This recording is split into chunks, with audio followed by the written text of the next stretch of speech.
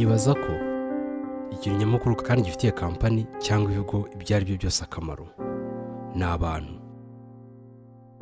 Uko ibitekerezo byawe byaba byiza gute cyangwa se imashini zawe zikaba zigezweho gute, ariko nta bantu bafite ubushobozi bwo gukora ufite, ntawe ushobora kugira.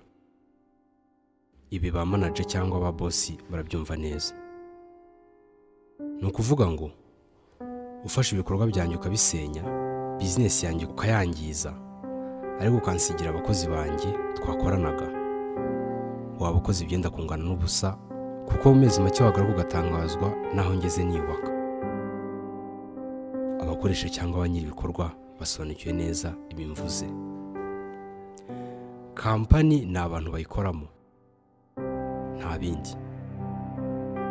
Iyo tuvuze ngo kampani cyangwa ikigo runaka cyateye imbere, mu by'ukuri tuba dushatse kuvuga yuko ari abantu bateye imbere, kuko business ntitera imbere ubwayo, ahubwo n'abakozi bayo batera imbere mu myumvire no mu bitekerezo, tutibagiwe abayobozi bayo cyangwa ba nyirayo. Ese abantu batera imbere bate? Byose bitangira mu guhindura imyumvire no kubaka ubushobozi bw'abayobozi, hanyuma bikamanuka bikagera no ku bayoborwa. Kuko tuvuze ku bayobozi, reka noneho turase ku ntego.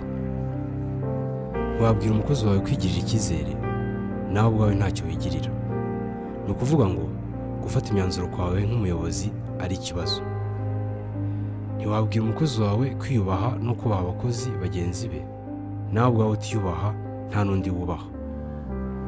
Uvuga nabi, ntujya ushima ikintu icyo ari cyo cyose, abantu bose uba bashatse kubereka yuko ntacyo bazi kandi ntacyo bashoboye.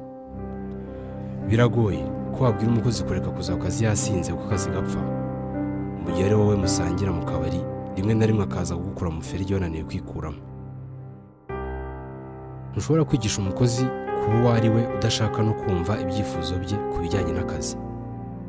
Kuba uri bosi ntibivuze ko utagirwa inama n'abakozi bawe.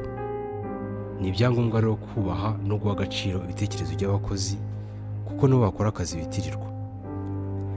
Ni byiza ko wamera nk'uko ubyifuza nk'umuyobozi, ariko ni byiza kurushaho kubareka bakagira ubwisanzure, bakagera n'aho bavuga ibitagenda. Niryo terambere. Biragoye kubwira abakozi bawe ngo imvugo ijye iba ingiro, mu gihe wowe nk'umuyobozi wabo wizera bikomeye yanyigisha uvuga ngo mwumve ibyo mvuga ntimurebe ibyo nkora. Ubajije abayobozi b'ibigo cyangwa se amakampani yateye imbere ku isi, uzasanga iterambere ryabo nta kindi rishingiyeho usibye abantu.